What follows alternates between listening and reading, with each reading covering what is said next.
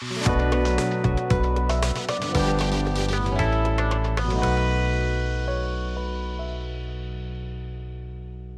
আমার ট্রান্সপ্লান্ট হয়েছিল আজ থেকে 6 মাস আগে।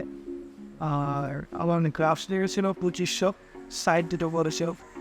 তো আগে আমার চুল একদম সাইডে ফুল ফাঁকা হয়ে গেছিলো, কিচ্ছু ছিল না, একদম শেষ। আর আমাদের থেকে বলে বাইরে বেরোতে হতে।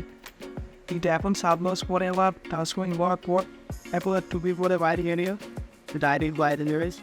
এবং আমি দেখতেই পাচ্ছেন চুলের ফুল দেওয়া হয়ে গেছে। Sabah 6 is efficient.